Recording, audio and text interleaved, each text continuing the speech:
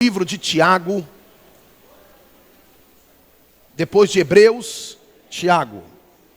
Meu filho, você pode aumentar um pouquinho para mim aqui? O retorno? Tiago capítulo 2. Você irá abrir a sua Bíblia, aumentar, tá bom? Pode aumentar. Tiago capítulo 2. Nós estaremos lendo o verso de número 17. Tiago capítulo 2, verso 17. Pode aumentar mais. Tiago capítulo 2, verso 17. Amém. Obrigado, meu filho.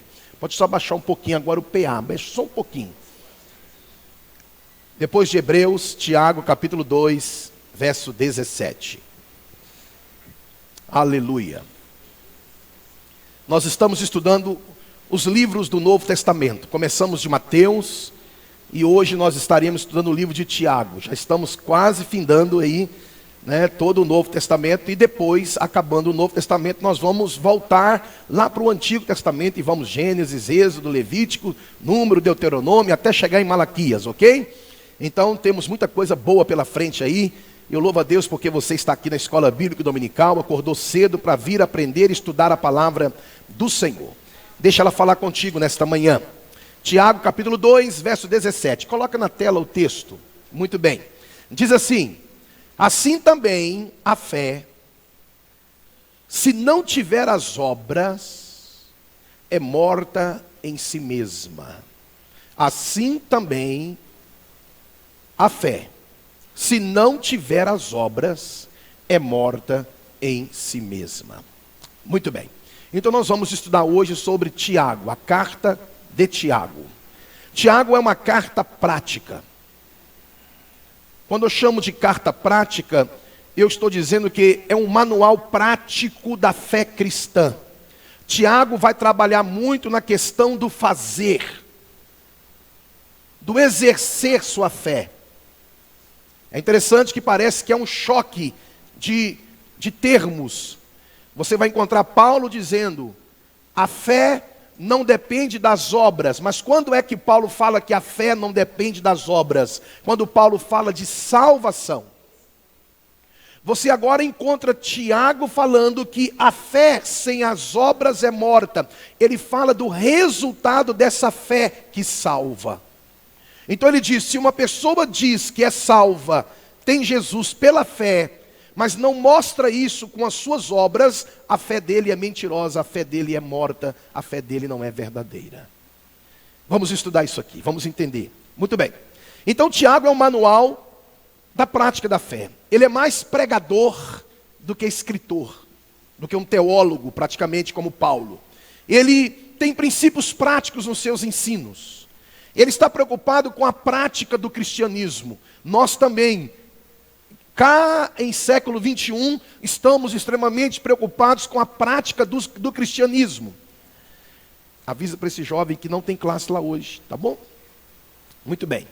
Então, para Tiago, pode virar aí, não basta ter fé. Olha lá. Para ele é extremamente importante ter uma fé prática. Repita comigo, uma fé prática. Amém? Uma fé que externe, que faça você responder à altura dessa fé que foi alcançado aqui no coração, uma transformação, uma mudança genuína. Vamos aqui fazer um passeio panorâmico na carta de Tiago. Panorama de Tiago. Tiago é o 59º livro da Bíblia. Pegando de Gênesis, nós somos 66. Tiago, o 59º. É o 20º livro do Novo Testamento. Tiago tem 5 capítulos, 108 versículos. Desses 108 versículos, 100 versículos são versículos de histórias narrativas. E 8 versículos de profecias já cumpridas. E nós temos nessa carta também 24 perguntas feitas e que Tiago, a maioria delas, ele traz resposta. Essa epístola de Tiago, ela está inserida num grupo. O grupo que nós chamamos, nas separativas da Bíblia, de epístolas gerais. Ela não é epístola paulina, porque não foi escrito por Paulo, obviamente. Mas está inserido nas epístolas gerais. O que é isso? As epístolas gerais são epístolas que foram escritas por alguém Nós temos Hebreus, nós temos Tiago, nós temos 1 de Pedro, 2 de Pedro, 1 de João, 2 de João, 3 de João e Judas. Foram todas essas epístolas, todas essas cartas, não foram endereçadas a uma pessoa somente. Foi endereçada a um grupo de pessoas distintas. Então chama-se de epístolas gerais, porque ela não foi escrita para um grupo pequeno, seleto, mas a grande maioria dos irmãos, por onde essa epístola, essa carta pudesse chegar. Embora tivesse um alvo específico, mas era no geral. Por isso é chamado, está inserido dentro do grupo Epístolas Gerais. O autor dela é Tiago. Nós vamos ver mais para frente, eu quero falar um pouquinho sobre ele. A data em que ela foi escrita está entre 45 a 47 depois de Cristo. O local em que essa carta foi escrita, sabemos, é Jerusalém. Qual é o alvo dela? O alvo da carta, como eu disse aqui, as 12 tribos da dispersão. Quando fala-se de 12 tribos da dispersão, ele está falando genericamente aqui, uma linguagem bem judaica, mas uma linguagem judaica cristã, porque ele não está falando para meramente judeus que não se converteram, mas para todos os judeus espalhados sobre a face do Império Romano que havia se convertido ao cristianismo. Então essa carta, ela tinha um endereço para que todos aqueles judeus convertidos, então judeus cristãos, pudessem recebê-la e ser informados das verdades que Tiago tinha para lhes passar. O versículo-chave é o versículo que nós acabamos de ler agora há pouco. Eu vou retornar à leitura que está em Tiago 2, verso 17. Assim também a fé, se não tiver as obras, ele é bem prático, ele bate firme nisso, é morta em si mesma. A expressão-chave de todo o livro de Tiago é fé genuína, fé prática, fé vivenciada, colocada para fora. Muito bem, vamos nos dirigir agora ao autor da epístola. Eu quero falar um pouquinho sobre ele, porque ele é um personagem interessante. Tiago, o autor. A autoria desta carta está logo no início, ele coloca lá, e nós descobrimos quem foi que escreveu, quando você lê Tiago, capítulo 1, versículo 1. O que que diz lá? Tiago, olha, ele próprio já se identifica, sou eu que estou escrevendo. Tiago, servo de Deus e do Senhor Jesus Cristo. Então Tiago era um nome muito comum naquela época. Na Bíblia nós temos 4 pessoas identificadas com este nome Tiago. Dentre esses 4, eu não vou falar de 3 aqui, mas eu vou me deter em um, que é o autor da epístola.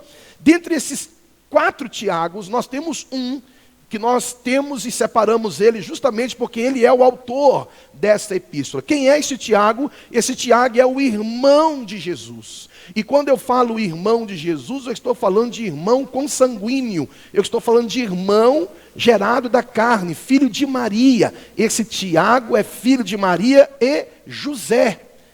É interessante você tomar ciência, eu sei que a maioria já sabe, Jesus, ele foi o primogênito. Ele não foi o único filho de Maria. Maria teve outros filhos.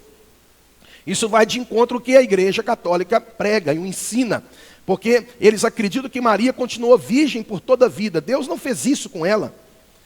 Nós temos um amor, um carinho, um respeito muito grande por Maria. E ela teve um papel importantíssimo na história da Igreja Cristã. Gerou o Filho de Deus. Ok? Mas nós precisamos entender que Jesus, como Deus, ele não teve mãe. Por isso que Maria não é mãe de Deus. Ela é mãe de Jesus. Olha, Maria foi mãe de Jesus. Então escute. Jesus como Deus, ele não teve mãe. Jesus como filho, como homem, ele não teve pai. José, na verdade, é pai emprestado de Jesus. Porque se José gerasse o filho Jesus no ventre de Maria, logo ela deixaria de ser virgem. Quem foi que gerou Jesus no ventre de Maria? O Espírito Santo.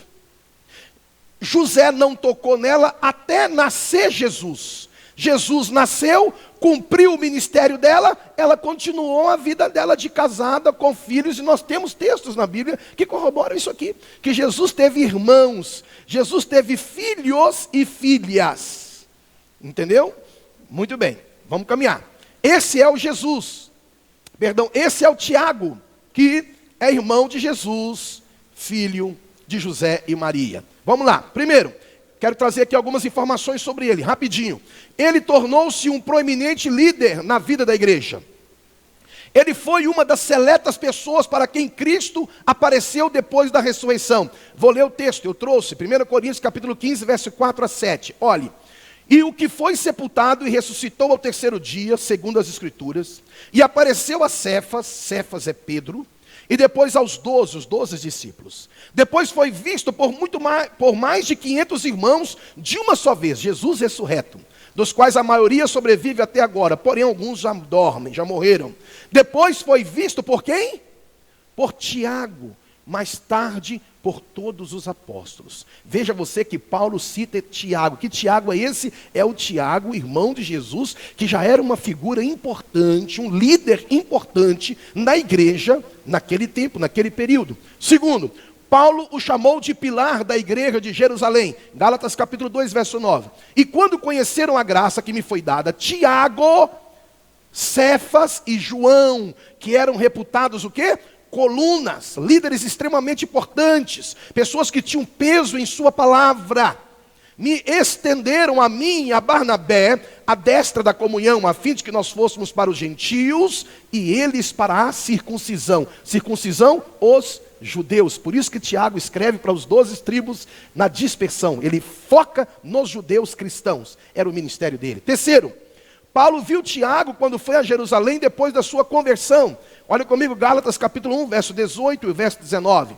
Decorrido 3 anos, então subi a Jerusalém para avistar-me com Cefas, e permaneci com ele 15 dias, e não vi outros dos apóstolos, olha lá, senão quem? Tiago. Que Tiago? O irmão do Senhor. Então veja você que a igreja primitiva naquele tempo não tinha dificuldade nenhuma de entender que Maria teve outros filhos. A igreja lá na frente vai pegar no 4º século e vai divinizar Maria. Maria não é medianeira, Maria não é intercessora no céu, Maria não foi assunta ao céu. Isso tudo, irmãos, são dogmas da igreja, mas não tem respaldo na Bíblia, portanto não é verdade. Maria não é virgem e é virgem eternamente, não. Ela foi virgem até Jesus nascer. Nasceu Jesus, Maria teve filhos e filhas. Olha aqui, Tiago, irmão do Senhor. Filho de quem? De Maria. Muito bem, vamos lá. Quarto, quando Pedro saiu da prisão, falou para os amigos contarem a Tiago. Olha Atos 2, 12, verso 17. Ele, porém, fazendo-lhe sinal com a mão para que se calasse, contou-lhes como o Senhor tirara da prisão e acrescentou: anunciai isto a Tiago e aos irmãos. É interessante que ele agora fala do Tiago. Esse Tiago aqui é o irmão de Jesus. Se você ler Atos 12, verso 1 em diante, você vai ver que tem um Tiago lá que vai morrer. Não é esse a que ele está mandando falar. São 4 Tiagos na Bíblia. O apóstolo Tiago, o apóstolo, morre decapitado, foi morto por Herodes. Pedro viria na sequência. Deus milagrosamente liberta Pedro da prisão, e quando ele chega na casa onde a igreja estava reunida orando por ele, ele manda o pessoal ficar quietinho, e depois ele então diz: vai, diga a Tiago que eu fui liberto, que eu fui transformado, Jesus me salvou, louvado seja o nome do Senhor. Quinto, Paulo viu Tiago em sua última viagem a Jerusalém, Atos 21, 18. No dia seguinte, Paulo foi conosco encontrar-se com Tiago, e todos os presbíteros se reuniu. Percebam vocês que Tiago não era apenas um personagem mediano, era alguém extremamente importante, dotado de autoridade espiritual no meio da igreja, na época primitiva, no início da igreja cristã. Sexto, Tiago foi líder importante no concílio de Jerusalém.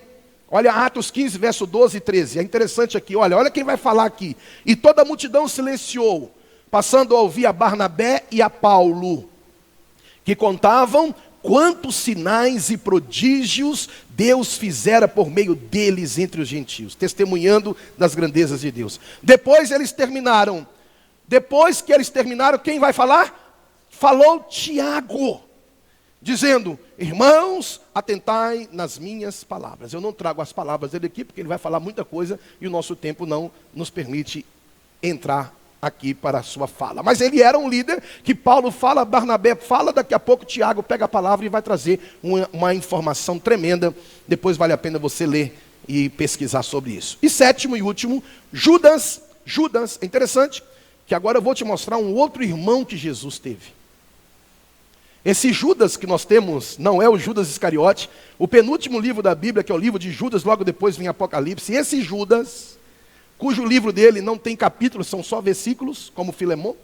Agora presta bem atenção, esse Judas também era irmão de Jesus. Então nós temos dois irmãos de Jesus que seus escritos estão na Bíblia, Tiago e Judas. Olha como que Judas vai se apresentar na sua carta, na sua epístola. Judas capítulo 1, verso 1. Judas, servo de Jesus Cristo e irmão de Tiago. Aos chamados, amados em Deus Pai e guardados em Jesus Cristo. Repito-lhes, a igreja primitiva não teve dificuldade nenhuma de entender que Jesus teve irmãos e irmãs. No quarto século, a igreja católica pega isso, quando a igreja se alia ao Estado, e diviniza Maria e uma série de outras coisas que vai acontecer. Começa a santificar e beatificar homens santos que jamais pediram para que aquilo acontecesse. Dar um exemplo, eu tive na Itália, fui em Roma, fui na Basílica de São Pedro, e quando eu entrei lá onde estão os nomes dos papas, né, de toda a história da igreja católica, o primeiro deles é Pedro. É interessante, porque Pedro foi o primeiro papa da igreja, mas Pedro era casado. Jesus curou a sogra de Pedro. Segundo, Pedro nunca pisou em Roma. Mas a igreja arrumou um jeitinho de colocá-lo lá. Ele nunca pisou lá. Se você estudar a Bíblia, pega a Bíblia católica, você vai ver. Pedro nunca pisou em Roma. Ele se torna o primeiro papa em Roma casado. Como? Então, se o primeiro papa foi casado, por que todos os demais não podem? Mas vamos voltar aqui para o que eu quero te apresentar aqui nessa. Eu não quero gerar confusão na sua cabeça, mas eu preciso te informar as verdades da Bíblia. Amém? Amém. Só tem um mediador entre Deus e os homens, Jesus Cristo. Só um. Repito, Maria tem o seu lugar de honra. Nós amamos Maria. Os crentes odeiam Maria. Nós não odiamos Maria, nós amamos Maria. Temos ela em alta conta. Os céus bradou, bem-aventurada és tu entre as mulheres. Ela foi a escolhida. Por que Deus pegou aquela garota? Porque era virgem, pura. E tudo que Deus vai fazer na terra, irmãos, com grande significância, Ele procura pessoas puras para ser um instrumento das suas mãos. Queremos ver grandes coisas acontecendo nesse país? Pode ter certeza, Deus não vai usar o ímpio. Ele pode usar o ímpio como uma porta para se abrir, para que alguém que se levante na autoridade, no poder, na unção dele, para realizar a obra que ele está a realizar. Tiago, aqui eu quero chamar a sua atenção. Porque sendo ele irmão de Jesus, fala sério, irmãos, olha para cá. Imagine você, alguém chegar aqui e falar assim, gente, dá uma paradinha aqui. Eu vou chamar aqui agora Tiago. Sabe de quem que ele é irmão, gente? Baba, gente. Gente, irmão de Jesus. Imagina Tiago chegando, dá licença. Sou mano dele. Jogava birosca e finquim. Fazia bonequinho de madeira, porque era carpinteiro. E eu que ensinei ele a mexer com carpintaria. Não. Tiago capítulo 1, verso 1. Tiago, servo de Deus e do Senhor Jesus Cristo. Aqui eu aprendo algumas coisas. Primeiro, olha lá. De incrédulo, ele se torna crente em Jesus.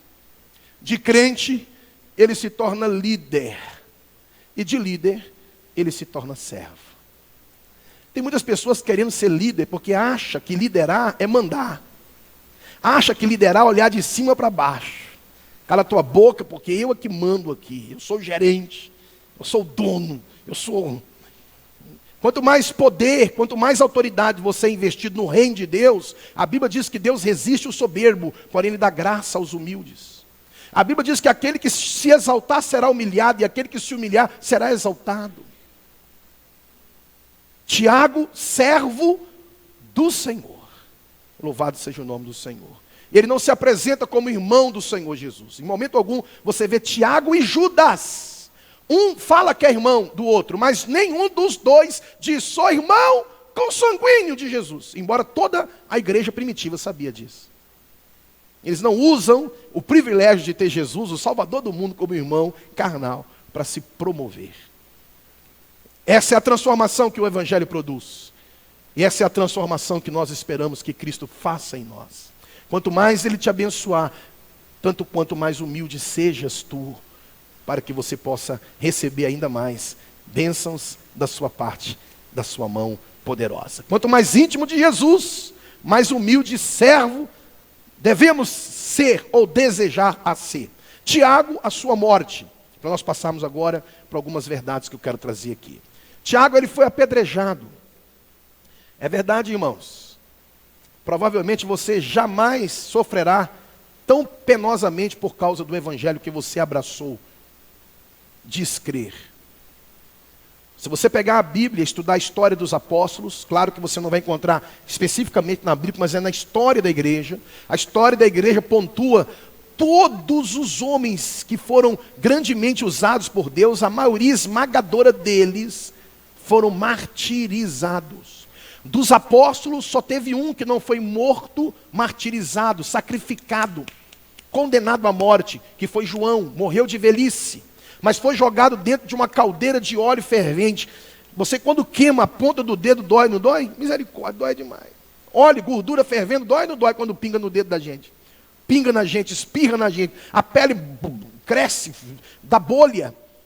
Dependendo da queimadura, vai para segundo grau, terceiro grau.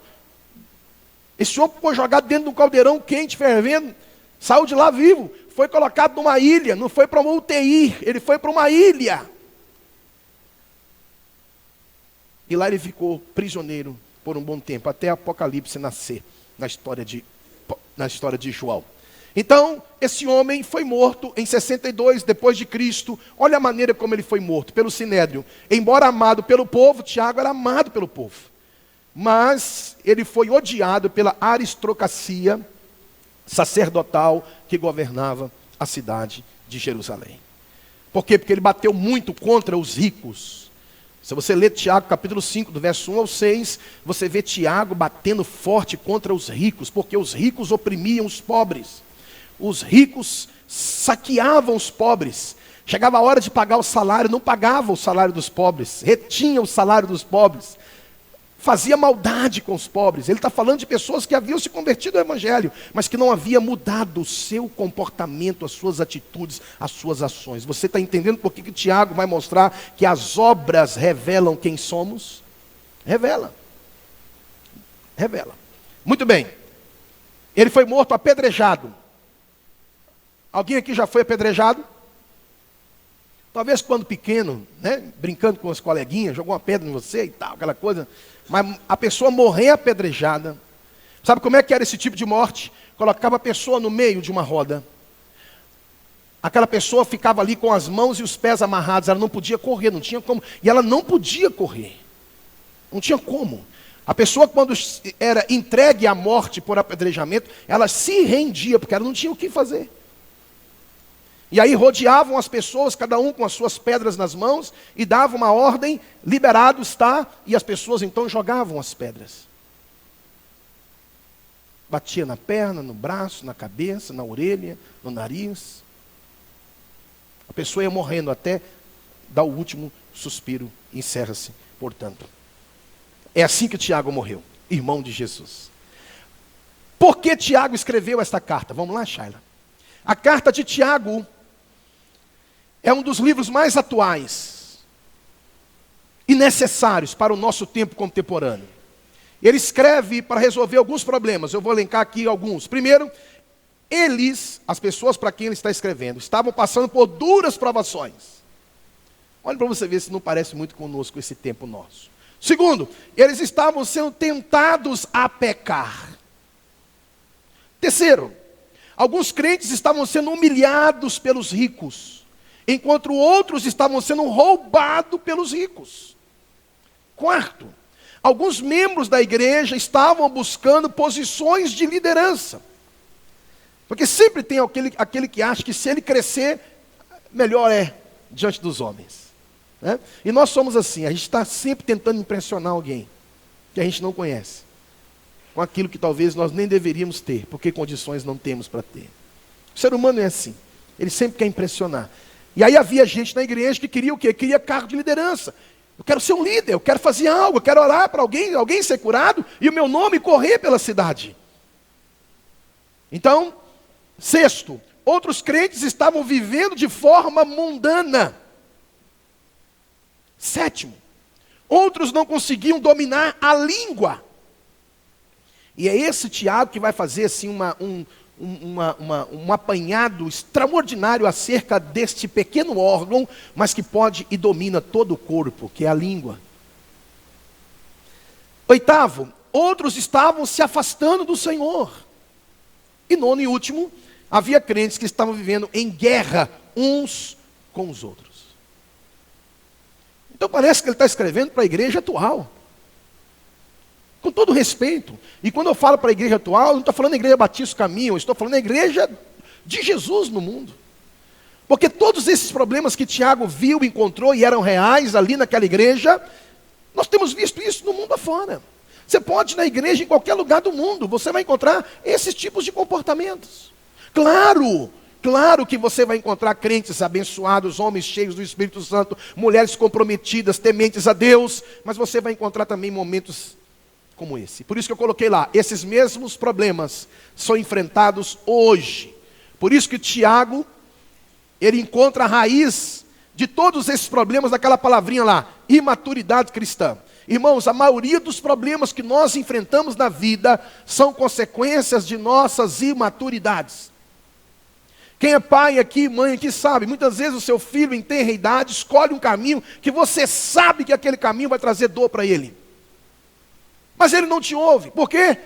Diferenças de idade. É interessante porque quando você começa a entrar na fase da adolescência, nós somos dominados por um sentimento de que nós já sabemos quase tudo, podemos quase tudo, e conhecemos todos os caminhos certos e errados da vida. E aí quando o pai e a mãe chegam e falam assim, meu filho, pelo amor de Deus, olha o que você está fazendo. Ele fala, não mãe, eu sei o que eu estou falando, o que eu estou fazendo, eu sei para onde estou indo. Peitam os pais, porque tem os pais como quadrado, retrógradas, né, caretas, cafonas.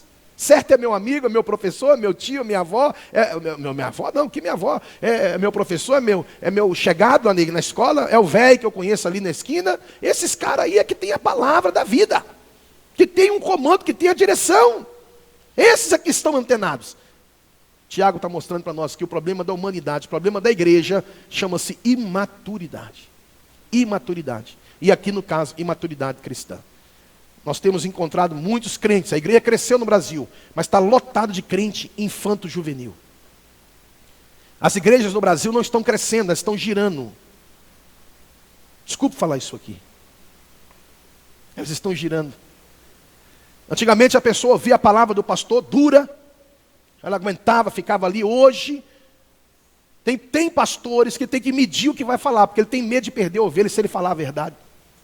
Por quê? Porque você fala assim, você precisa tomar vergonha na sua cara, você precisa se posicionar, você precisa viver uma vida comprometida com Deus. E fala, mas não gostei não, o pastor me ofendeu. Eu vou para metodista, eu vou para presbiteriana, eu vou para quadrangular, eu vou para Deus e Amor. Você quer saber uma coisa? Eu vou para Universal, que lá nem meu irmão não é, meu amigo e minha amiga. Lá eu estou livre de alguém ficar me pegando, cobrando, exigindo, sabe? Então haverá tempo que as pessoas não suportarão ouvir a sã doutrina.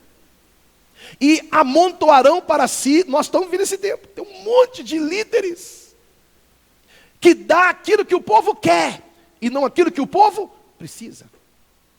Por quê? Porque o sucesso para ele é contado pela multidão de pessoas que ele tem.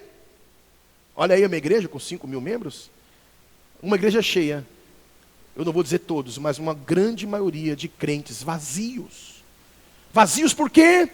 Porque recebeu o que queriam, mas a alma está seca, a alma está sedenta, carente, porque não recebeu o evangelho genuíno. As pessoas hoje, irmãos, não querem Deus. A maioria esmagadora das pessoas nas igrejas evangélicas não querem Deus. Elas querem aquilo que Deus pode fazer por elas. Isso é muito claro. Isso é muito claro. Se nós começarmos a pregar um evangelho diferente aqui, irmãos, essa igreja vai lotar. Se nós trouxermos aqui domingo de manhã, 9 horas, um pastor que revela o oculto e escondido, não vai ter lugar aqui dentro dessa igreja. Mas quando nós chamamos o povo para estudar a palavra, dorme até as 10. Eu vou no Filadélfia, Olha o nome, Filadélfia, igreja de Filadélfia, é logo ali. Nada contra o clube, irmão, vá, passeie, curta. Você deve divertir, você precisa ter um tempo. Mas o problema é que nós estamos dando tempo demais para nós e pouco tempo para Deus. Tem gente que não está aqui hoje pela manhã, não estou falando mal deles não. É porque estava numa festa, por exemplo. E a festa foi até as 2 da manhã. Olha bem, tem irmãos que falam comigo assim, pastor, o Robertinho, o neném dele, 7 horas dorme, mas estava lá na festa, 2 horas da manhã, dormindo no colo, infeliz da vida, o Robertinho. Mas não tem coragem de acordar o Robertinho 15 para as 9, para chegar atrasado na igreja, para o menino participar do ambiente espiritual. Leva no ambiente secular. Eu tenho que marcar presença, eu tenho que ir nessa festa, é meu irmão, eu tenho que honrar o meu irmão. Nós estamos honrando os homens, e nós não estamos honrando aquele que nós vamos nos encontrar com ele daqui um tempo. E tudo está ficando registrado nos céus, irmão. Nem um dia volta, esse dia acabou. Quem não veio, está registrado, não veio, não participou. Pastor, é pecado não vir à igreja? Não, empobrece. Só isso, sua vida espiritual, e enriquece a sua carnalidade, porque 1 hora de Faustão não vai nutrir 10 minutos que você se coloca na presença de Deus para receber o que Ele tem para te dar. Vamos ver o esboço da carta de Tiago. O tema é fé em ação. Olha lá, Tiago capítulo 1, ele trata das provações e tentações. Tiago capítulo 2, ele fala de fé e obras. Tiago 3, língua e sabedoria. Tiago 4, humildade e contendas. Trata sobre esses assuntos. E Tiago 5, dependência. Todo esse material que eu estou passando na tela aqui, eu posso te enviar para o seu WhatsApp. Se você depois quiser, pode deixar o telefone que eu envio para você. Todo esse material para você estudar devagarinho. Por isso que eu estou andando um pouquinho mais rápido aqui, porque eu tenho algumas informações ainda pela frente. Tá bom? Vamos lá. O conteúdo do livro, é aqui que eu quero terminar com vocês. O livro de Tiago se preocupa com os aspectos práticos da conduta cristã. E Tiago vai apresentar o modelo pelo qual a fé opera na vida cotidiana. Então o propósito de Tiago, preste bem atenção, foi oferecer uma instrução ética concreta. O que Tiago está fazendo nessa epístola, com 5 capítulos, ele está mostrando para os irmãos que a fé que você diz ter e tem, ele não está duvidando. Ele apenas está clareando para que você identifique se a sua fé é genuína. Então ele diz, gente, se você é de Jesus, o seu comportamento tem que ser outro. Se essa fé que é salva, a fé que salva, entrou no seu coração, há uma transformação, há uma metanoia, uma mudança de vida. E essa mudança de vida vai vazar, vai entrar em áreas, em camadas da sua vida que todo mundo verá o antes e o depois de Cristo na tua vida. Então Tiago, ele diz lá no capítulo 1, verso 22, olha lá. Vamos ler juntos? 1, 2, 3. E sedes...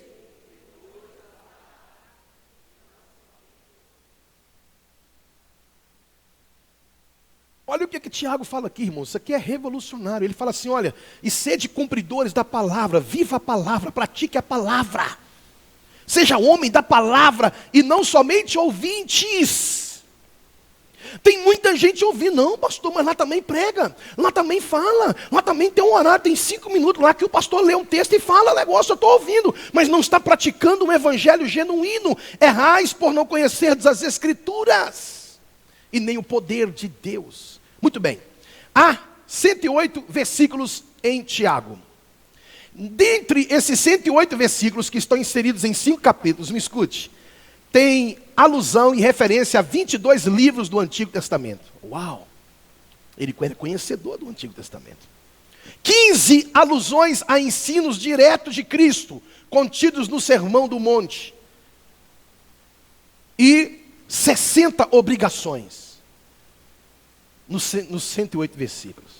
Veja você que é uma carta pequena, mas extremamente respaldada e fundamentada nos ensinos do Antigo Testamento. Ele está falando para judeus, nos Sermão do Monte, que é o novo mandamento que Jesus traz para a igreja nova, a nova aliança, e ele faz 60 aqui mandamentos e obrigações dentro desses 18 versículos. Ele vai tratar aqui de muitos assuntos. Ele fala de provações, de pobreza e riqueza, ele fala de tentação, fala de preconceito, ele fala de paciência, língua, oração e fé. Está lá.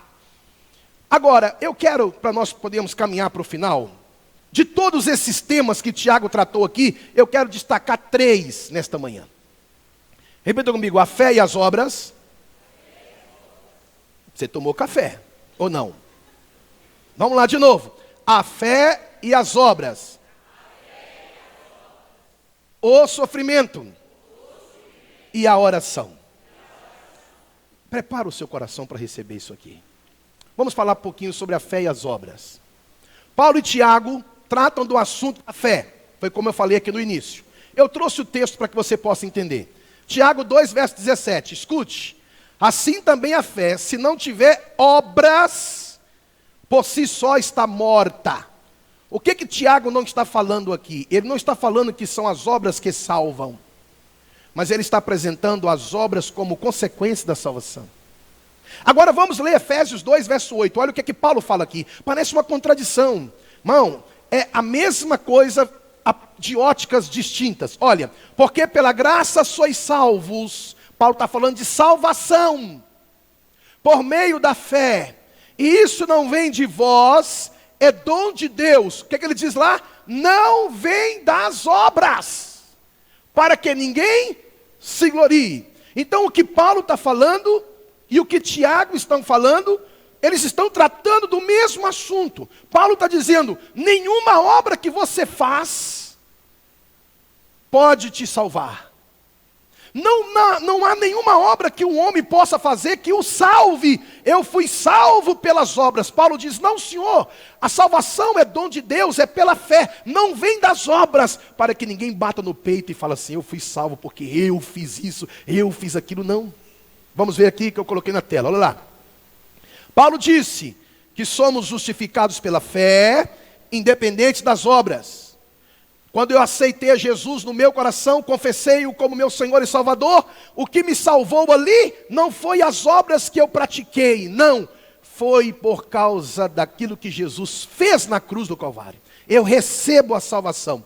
A partir do momento que eu recebo a salvação, Tiago diz que essa fé, se não for manifesta em obras distintas daquela que eu vinha praticando, então, irmãos, é contraproducente alguém dizer: fui salvo e continuar nas drogas? Fui salvo e continuar na prostituição? Fui salvo e continuar no alcoolismo? Na embriaguez? É contraproducente. O Evangelho transforma, o Evangelho muda a vida do homem, o pensamento, as palavras, as obras. Então será que existe contradição entre esses dois escritores bíblicos? Passando aí, Shaila. Absolutamente não. Repito, vamos lá. Paulo olha para a fé como causa da salvação e diz que é somente pela fé que somos salvos. Os irmãos estão entendendo?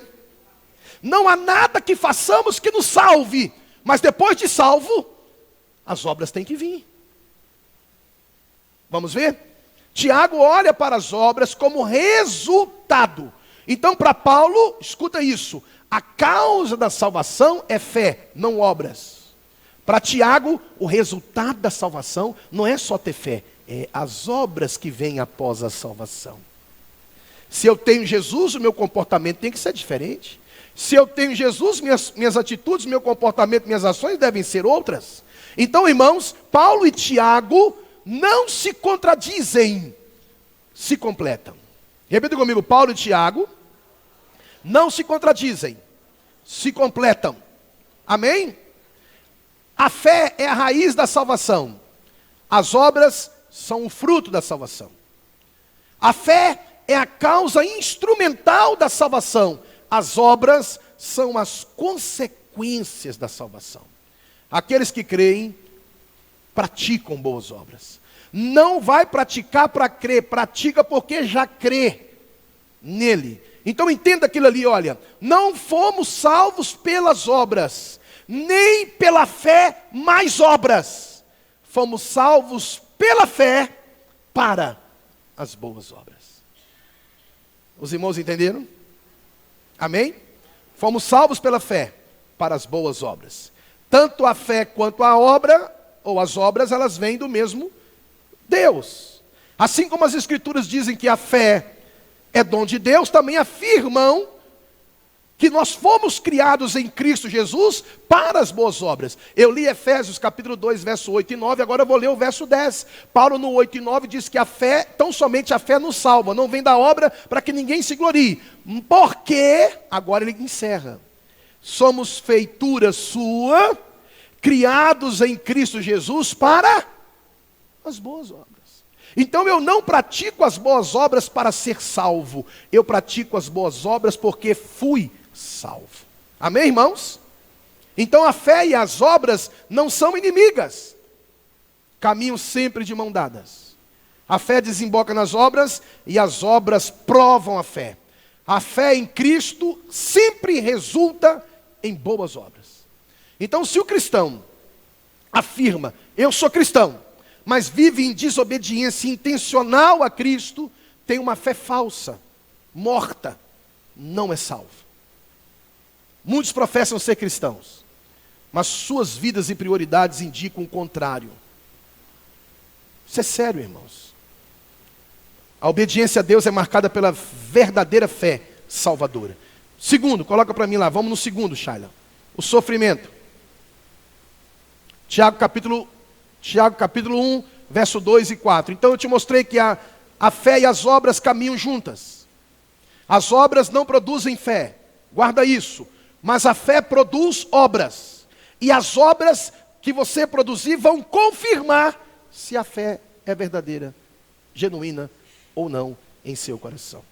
Segundo, o sofrimento. Tiago capítulo 1, verso 2 a 4. Escute. Meus irmãos, tende grande gozo quando cairdes em várias provações, sabendo que a prova da vossa fé opera paciência. Tenha, porém, a paciência, a sua obra perfeita, para que sejais perfeitos e completos, sem faltar em alguma coisa. Fomos salvos, mas não fomos isentos. Pode passar, Shaila. Fomos salvos, mas não fomos isentos de aflições. Não fomos isentos e não somos isentos de tribulações. Os irmãos para quem Tiago está escrevendo são crentes, mas estão vivendo perseguições. Eles são crentes, mas foram dispersos, expulsos de suas casas, espoliados em seus bens. Eles são crentes, pode passar, mas são pobres e tiveram seus bens saqueados. Eles são crentes, mas estão vivendo de forma oprimida, opressora pelos ricos. E alguns desses ricos eram até irmãos da fé, que não tiveram suas vidas transformadas e mudadas. Eles são crentes, mas ficam enfermos. Eles são crentes, mas sofrem. Tiago viu isso tudo. E ele está escrevendo para o povo que está passando por enfermidade, está sofrendo, está passando necessidade, está tomando burdoada no ombro, está sendo perseguido, está sendo difamado. Vida cristã não é uma redoma de vidro, mas nem uma estufa espiritual. Mas na verdade a vida cristã é um campo de batalha. Nós não somos poupados dos problemas, mas somos salvos e abençoados e protegidos e guardados às vezes nos problemas. Então Deus adverte a igreja a esperar por provações. Essa mensagem, aceite a Jesus e pare de sofrer, não é bíblica. É uma mensagem da teologia da prosperidade. É bonito essa frase. Aceite a Jesus e pare de sofrer. Só que o mesmo Jesus falou, no mundo tereis aflições. O apóstolo Paulo disse, olha lá, Atos 14, 22. Através de muitas tribulações, nos importa entrar no reino dos céus. Muitas tribulações. Poxa, Paulo pegou pesado. Olha 2 Timóteo, capítulo 3, verso 12. Todo aquele que quiser viver piedosamente, será perseguido. Esse é um assunto que nós entendemos. Mas a pergunta é, para nós passarmos mais adiante, por que enfrentamos muitas tribulações? Por que sofremos? Eu trago aqui 3 respostas. Primeiro, nossa humanidade. Todo ser humano vai sofrer, irmão. Posso ouvir um amém? Todo ser humano vai sofrer. A gente enfrenta desapontamentos, lutas da vida, acidentes, doença, problemas com filhos, problemas com cônjuge, problemas no casamento. Nós somos humanos. O ser humano vai sofrer nesta vida. A Bíblia diz isso. Segundo, nossa pecaminosidade. O que é isso que eu estou falando? Nós criamos problema com a nossa língua. Tiago fala sobre isso. Nós criamos problemas com as nossas atitudes. Nós criamos problema com os nossos erros. Muitos dos nossos sofrimentos, eu não estou falando todos, mas muitos dos sofrimentos que já sofremos nessa vida foram erros nossos. Falhas nossas. Então eu sofro porque sou humano. Sofro por causa dos meus pecados, porque pecado vai gerar problemas. E terceiro, eu sofro por causa da minha fé. Esse povo que Tiago está escrevendo, estão sofrendo, a maioria deles, por causa da fé que eles abraçaram. Do Jesus que eles receberam genuinamente. Muitas tribulações que estamos enfrentando é porque somos cristãos. E isso incomoda a luz, incomoda as trevas. Nós temos o inimigo Satanás, nós temos o mundo e temos a carne, a minha carne e a sua carne, que vai lutando contra nós diariamente, tentando te desanimar, tentando te parar, tentando te fazer negar a Cristo. Pedro nos informa algo tremendo, olha esse texto. 1 de Pedro 3,17, guarda esse texto, irmão. Porque melhor é sofrer por praticar o bem, se for da vontade de Deus, do que por fazer o mal. O que Pedro está falando aqui? Primeiro, olha lá, não há na vida a opção não sofrer. Não há na vida a opção não sofrer. Ele diz assim, é melhor sofrer fazendo o bem, do que sofrer fazendo o mal. A primeira coisa que ele está falando, você vai sofrer. Agora, é melhor sofrer fazendo o bem.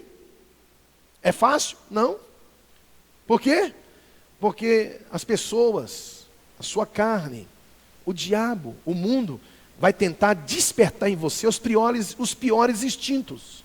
Você pode sair daqui agora determinado, eu vou fazer o bem, eu estou sofrendo, mas eu vou fazer o bem. Chegar em casa, eu vou dar um abraço no meu marido, eu vou dar um beijo nos meus filhos, vou fazer o bem. Você chega lá, a primeira pessoa que você vê é o seu marido, aí você vai toda feliz. Aí você chega e dá um beijo nele. Aí ele vira e fala assim, está ficando doida? Me beijando 11h30? Você nunca fez isso? O que você está querendo? Fala logo. Aí tem gente que recebe isso diferente. Tem outro que vai falar assim, você quer saber de uma coisa? Vai para lá, capeta dos infernos, e já sai xingando. Você fez o mal. É melhor sofrer fazendo bem do que sofrer fazendo mal.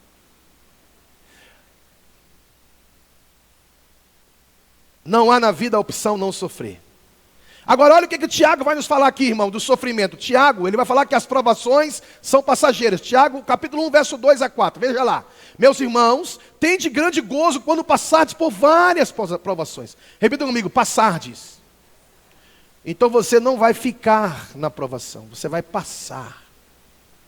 O que é passar? Eu estou passando aqui no bairro, hein? Quem quiser me ver, vem me ver. Eu estou passando. Eu não estou ficando. Tende por bem-aventurado, grande gozo, quando passardes. E ele é muito sincero, ele fala assim, são várias provações. Não é uma, não, são várias provações. Sabendo que a prova da vossa fé opera o quê? Paciência, tem que ter paciência, irmão. Paciência. As pessoas querem tudo resolvido, no estalar do dedo, paciência. As provações não duram a vida inteira. Ninguém aguenta, é verdade, irmãos, uma vida inteira de provas, e Deus sabe disso. Depois da noite vem o amanhã, depois do choro vem a alegria, isso é promessa na Bíblia. Depois da tempestade vem a bonança.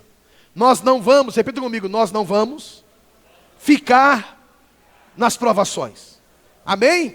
Nós estamos passando. É verdade, eu não posso te negar, alguns passam mais rápido. Parece que parou um avião, pegou ele e chegou do lado de lá.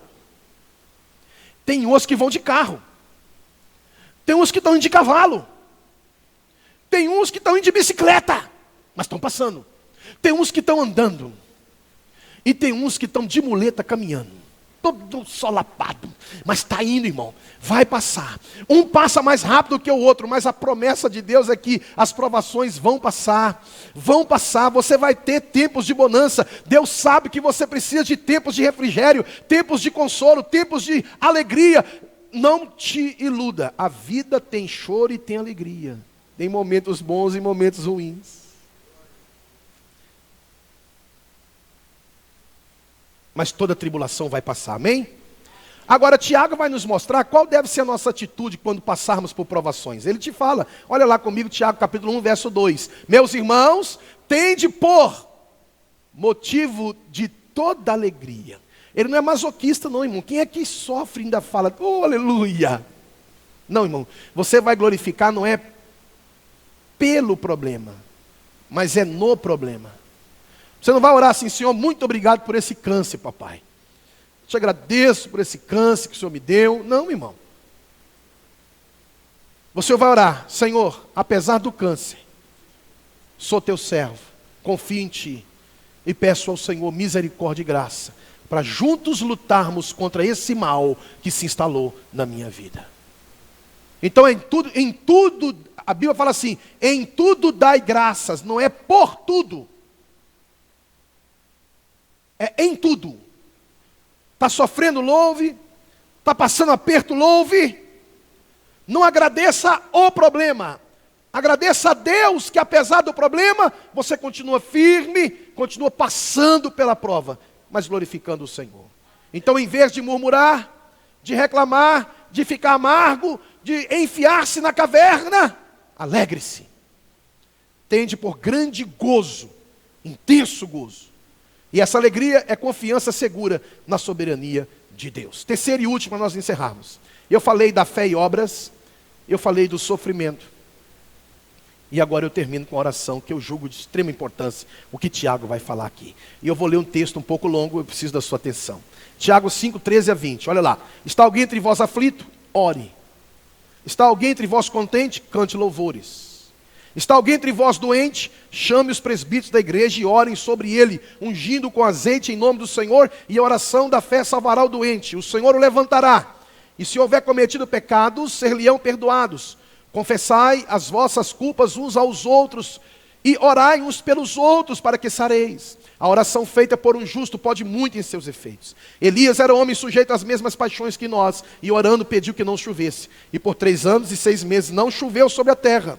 E orou outra vez, e o céu deu chuva, e a terra produziu o seu fruto. Se você estudar Tiago, você vai ver que Tiago começa a sua carta falando de oração. Ele fala assim, se alguém tem falta de sabedoria, peça a Deus. Capítulo 1. E agora no capítulo 5, ele termina a sua epístola falando de oração. Nós perdemos muito tempo porque não oramos como poderíamos e deveríamos orar. 7 vezes, irmão, nesse capítulo 5, Tiago menciona a oração. Um cristão maduro é aquele que tem uma vida plena de oração, diante das lutas da vida.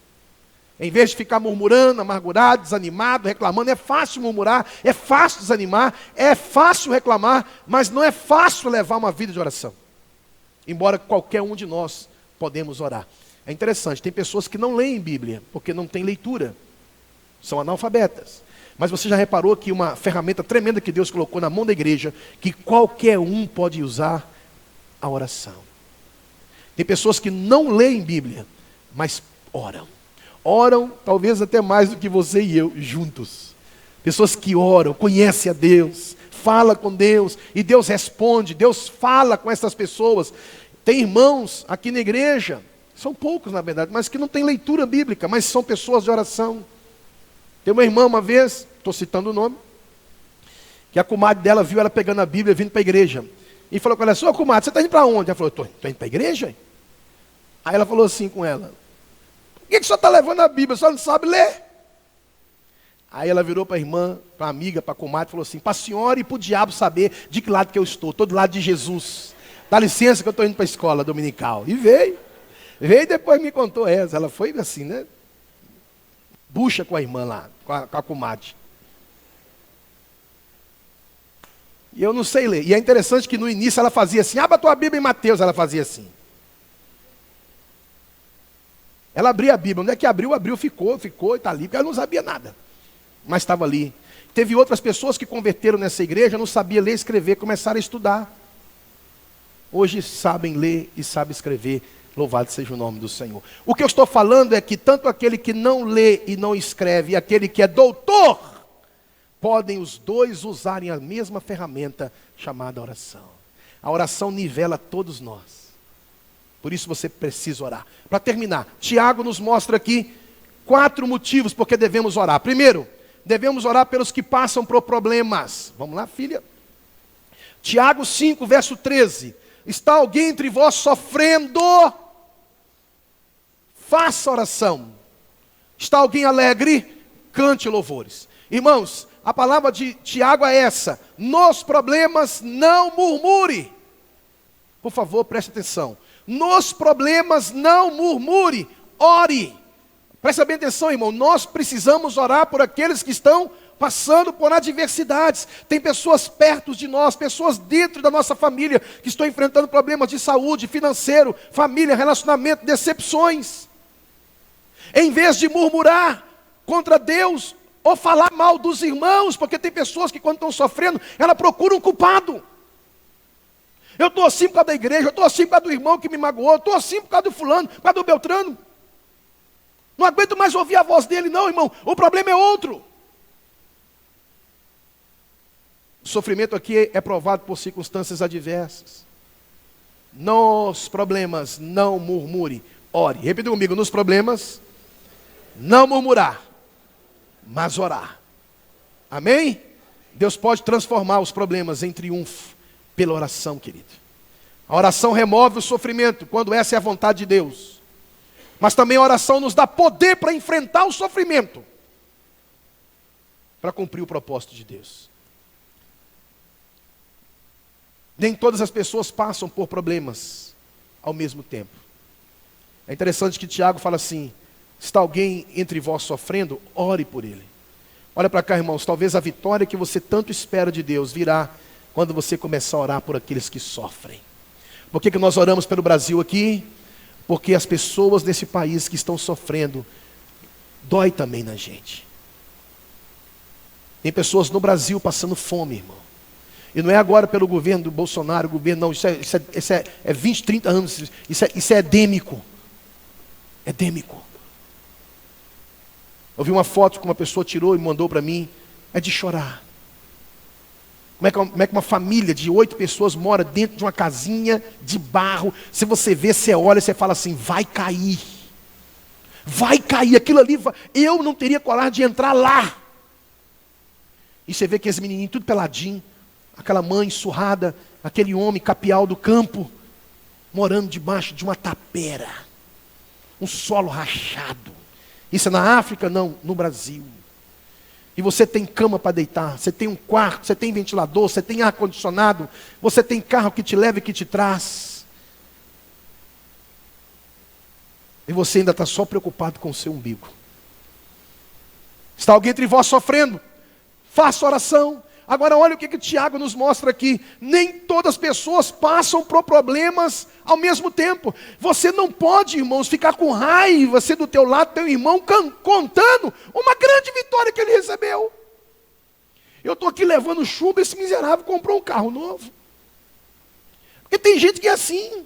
Ele tenta pesar o sofrimento dele com a derrota ou com a vitória do outro. Tem gente, irmão, isso é do ser humano. Ele olha para o Zequinha, eu estou aqui falando da tapera, não estou? Você está me ouvindo, e talvez você diga assim, eu estou na benção, eu estou bem demais. E está mesmo, irmão, você não fez a leitura errada não. Agora, esse está na benção, estou bem demais, deveria fazer você olhar para aquele que sofre e orar por ele. E pedir a Deus misericórdia por ele. Tem pessoas sofrendo perto de nós, tem pessoas padecendo. Agora, irmão, tem pessoas também celebrando, por quê? Porque o nosso Deus é dadivoso, o nosso Deus socorre, o nosso Deus responde orações, amém? Deus equilibra a nossa vida, irmão. Agora estou falando de você. Nas horas de sofrimento e horas de regozijo. O cristão maduro entende isso, por isso que ele consegue louvar no sofrimento. O cristão infantil não. Ele sai da igreja, toma um topão ali, cai, escorrega e fala assim, desgrama, eu te contava, Deus não quer nada comigo não, então eu sou um pobre, um miserável. Meu amigo começa a reclamar e murmurar porque tomou um topão e caiu ali na esquina. Paulo e Silas cantaram na prisão. Jó adorou a Deus depois de perder 10 filhos. Tudo que o diabo queria é que ele amaldiçoasse no sofrimento. No sofrimento ele adora. Segundo, devemos orar pelos doentes. Olha Tiago 5, 14 e 15. Está alguém entre vós doente? Chame os presbíteros da igreja, as autoridades, os pastores, e estes façam oração sobre ele. Agora deixa eu pegar um parênteses aqui, olha o que é que ele fala aqui. Ungindo-o com óleo em nome do Senhor. O óleo é o símbolo, o óleo não é elemento de cura, irmão. O óleo é o símbolo da presença do Espírito Santo no ato da oração. Eu estava passando na casa de um irmão visitando, aí tinha uma outra pessoa que morava 3 quarteirões, 3 casas depois. Ela me viu e falou assim, ô pastor Arlen, eu vi o senhor aqui, até pensei se ele podia até vir aqui orar aqui, mas o senhor tem óleo aí? Eu falei, não irmão, não estou com óleo aqui não. Ela falou, então o senhor volta outro dia, porque eu queria que o senhor ungisse a minha casa. Eu falei, minha irmã, quem vai ungir a sua casa não é o óleo e nem é o pastor, é Jesus. Jesus é maior que o óleo. Jesus é maior que o pastor. Tem pessoas que ele fala que a casa dele não está ungida porque o obreiro não foi lá e não ungiu. Então, irmão, a sua oração não vale nada. Porque eu unjo o que eu compro, eu unjo o que eu tenho. Sem óleo, eu consagro. A oração de um justo pode muito em seus efeitos. É verdade, é bom, é importante o pastor ir, está lá. Pastor Ed e eu estamos visitando os membros da igreja. Nós vamos chegar na sua casa, amém? Nós vamos chegar na sua casa. Não vai demorar não, acredite, tenha fé. Agora presta bem atenção no que eu estou lhe falando. Tem pessoas que acham assim, a minha vida vai ser transformada o dia que o pastor vinha aqui e meteu o óleo nessa porta. Aí você vai ver Satanás. Não, irmão. Você tem autoridade para ungir e consagrar a sua casa. Nós não vamos aqui gerar, irmãos, crentes infantis. Que fica dependendo, eu estou precisando fazer uma viagem, vou ligar para o profeta Zé, estou pensando em São Paulo, o que eu faço? É mistério. Acabei de abrir o jornal aqui e ver a palavra Rio de Janeiro, não é São Paulo não, minha filha, é Rio de Janeiro. Deus está mandando você, aí a pessoa vai para o Rio, desce lá e fala assim, eu não sei o que eu estou fazendo aqui, mas o profeta Zé falou que Jesus me mandou para cá, e vai vivendo assim. Crente imaturo, crente infantil. Eu estou falando aqui, irmãos, parece que eu estou brincando, mas eu estou aqui falando coisa séria. Quantas pessoas gemendo, porque brincaram com Deus. Devemos orar pelos doentes. Então ore, porque olha o que ele fala lá, e a oração da fé salvará o enfermo. E o Senhor o levantará, encosta a porta e filha. Não deixa ninguém descer mais não. E se houver cometido pecados, ser-lhe-ão perdoados. Terceiro, devemos orar pela nação. Tiago capítulo 5, versos 17 e 18. Elias era homem semelhante a nós, sujeito aos mesmos sentimentos, e orou com instância para que não chovesse sobre a terra. Perceba vocês, primeiro ele fala, tem alguém sofrendo, ore, tem alguém doente, ore, e aqui agora ele traz um profeta. O profeta está orando pela nação. Você não encontra Elias orando por ele, pelo problema da mãe dele, dos filhos dele, um problema financeiro dele, não. Ele está orando pela nação. Deus precisa de homens e mulheres que sejam instrumentos de Deus na nação que Ele habita. Você não pode, irmãos, viver míseros 80, 90 anos aqui nessa terra e não fazer diferença onde você está. Permita que quando você chegar no céu, o Senhor vai te mostrar. Está vendo essas vidas aqui? Hoje estão aqui conosco, porque um dia você orou por a sua pátria. Você orou pelo bairro que você mora, você orou pelas vizinhanças que você tem, você orou para o filho daquele vizinho demoniado que todo mundo odeia, tem medo dele, mas você orava por ele e pedia, Deus transforma, liberta, salva. O ministério de Elias foi um ministério dentro da nação. Ele foi um profeta, um homem de Deus para a nação de Israel. Deixa Deus ouvir o seu clamor por essa pátria. Deixa Deus ouvir você orar por essa Minas Gerais. Deixa Deus ouvir você orar por governador Valadares, pelo seu prefeito. Não vá no curso do mundo que só critica, que só murmura, que só reclama, que só fala mal. Você entende um pouco de política e sabe, irmãos, escuta o que eu vou lhe falar. Tem muita gente que quer que o Brasil quebre para provar que A não presta, que A não vale nada. É impressionante, irmão. Todos estamos no mesmo barco, amém? Mas isso é política, política é assim. Política tem adversário político. Aí o que acontece? O adversário não quer que o outro logre êxito. Sabe por que Valadares está essa míngua? É porque a maioria dos políticos que estão lá não querem o progresso do prefeito. Então, para mim não vê-lo reeleito, eu tenho que travar tudo. Eu tenho que lutar contra o que ele vai fazer de bom para a cidade, para nós podermos daqui a 4 anos falar assim, não fez nada, tá vendo, gente? E vai assim, não faz nada em não faz nada, não faz nada, que aí entra o outro, aí o de cá tem que agora ser contra, e do contra, e do contra. O que nós estamos vendo aí hoje, irmãos? Nós estamos vendo uma bipolaridade. Tem gente que ama e tem gente que odeia. E vai ser assim, quando o de cá voltar para o poder, vai ter uma gama de gente odiando e um monte de gente amando. E o país afundando. E nós assistindo e nada fazendo. Tomando partido. Eu sou de Bolsonaro, eu sou de Lula livre. É um mito! Irmão, deixa eu dizer uma coisa para você, olha para cá. Se você depositar confiança da salvação dessa pátria num homem, não se iluda. Escuta isso aqui, é um profeta, é um homem de Deus que está falando isso aqui para você, respaldado na Bíblia. Sabe quem vai sarar essa terra? Não é Bolsonaro, não é Lula, não é governo A, governo B, governo C. Quem vai transformar esse país é Jesus, irmãos. É o Espírito Santo. A igreja precisa assumir o papel dela nessa história. Se você colocar todo o seu coração no Bolsonaro, você vai se decepcionar. Como nós colocamos no partido de esquerda e nos decepcionamos.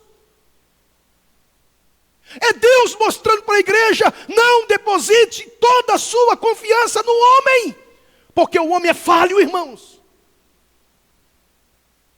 O homem mente, o homem engana.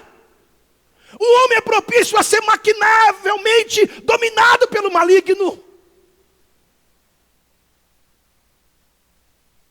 Ore pelo seu país. Agora ore como cristão, irmão. Não ore para Deus matar. Mata fulano, mata. Tentaram matar o nosso presidente. E você pensa que não tem crente orando para Lula morrer? Tem, porque já falaram comigo. Estou orando, pastor, para Deus matar aquele homem, porque se aquele homem sair, ele vai voltar. Irmão, quem é maior? É Deus, irmão. Se nós orarmos em resposta da igreja, Deus vai se mover sobre essa pátria. Quem crê? Quem crê? Quem era o pior rei? Acabe, o pior rei de Israel. Quem estava lá? Elias. Dizendo, só o Senhor é Deus, só o Senhor é Deus, só o Senhor é Deus. Deus vai agir nessa pátria quando a igreja se posicionar. Posso ouvir um amém? Quarto e último. Devemos orar pelos desviados. Tiago 5, 19 e 20. Tem gente que pergunta para os pais, para os irmãos, cadê seu filho? Cadê sua filha? Ô irmão, tem pai que tem dificuldade de falar. Qual a mãe e o pai que gosta de falar assim? Não, minha filha está desviada, meu filho está desviado. Aí fala assim, não, meu filho está fazendo faculdade em tal lugar, meu filho foi para não sei aonde, meu filho... Você já sabe, você quer ouvir da boca dele que o filho dele está mal. A maioria das pessoas pergunta, não é para orar, é para saber como é que está a vida do outro, a derrota do outro, a dor do outro, a mágoa do outro. Agora, o que Paulo nos ensina aqui? Olha o que Paulo fala ali para nós, irmão.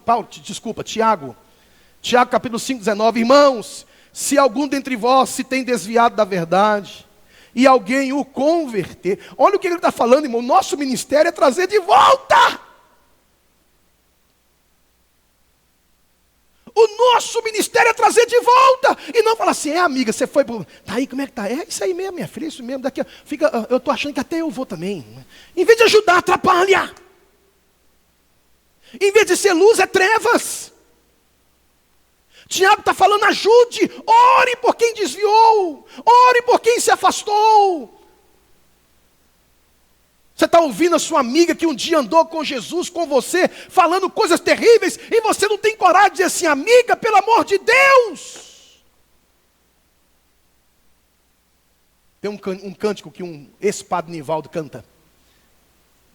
Um hino que canta, o hino é assim, eu me lembro dos tempos passados, você era ungido e o seu rosto brilhava. Lembro como fosse hoje ainda, ajudava aos fracos e aos tristes alegrava. Alegrava com alegria na alma e com poder falava a palavra de Deus. Mas um dia, por não vigiar, enterrou os talentos e de Deus se esqueceu. Volta, o Senhor te ama, com amor te chama e não vai te esperar. Volta.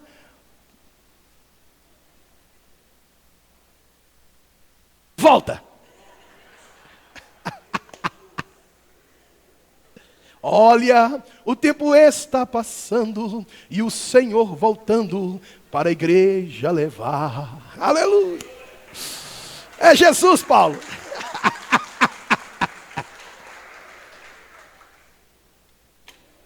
Olha o que ele fala aqui, eu termino a minha leitura. Irmãos, se algum dentre vós se tem desviado da verdade e alguém o converter, saiba que aquele que fizer converter do erro do seu caminho um pecador, salvará. Agora olha para cá, irmãos.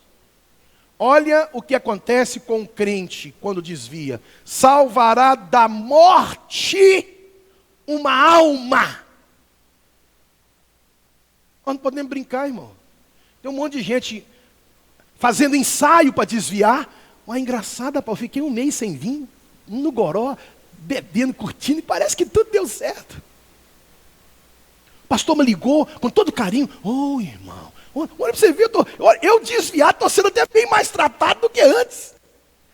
Parece que é bom viver no desvio. É o diabo te iludindo. Porque o princípio do efeito do pecado é gostoso. Teve um pastor que definiu o pecado como um sorvete de cocô, coberto de chocolate e com uma cerejinha em cima. As primeiras lambidas vem o chocolate. Tá gostoso. Ó, e grande, hein? Durinho. Mete a boca. É questão de tempo. Você entendeu o pecado? É uma camada fininha de chocolate. Depois vem a realidade do pecado. E se você tirar esse irmão do pecado, você vai cobrir uma alma do desvio do mal. Vamos ficar em pé. Vamos orar. Que Deus nos ajude a ter uma fé genuína, uma fé que vive, uma fé que pratica. Não só uma fé que ouve, que não tem transformação e mudança. Escuta o que eu vou lhe falar, irmão. Tem pais aqui que têm filhos desviados. Nós vamos orar por eles, amém? E quando eu falo desviado, não quer dizer que ele é pior do que nós, não. Talvez esteja até melhor do que quem está aqui dentro. Deus não faz acepção de pessoas. O que Deus quer é que nós, como igreja, oremos pelos desviados.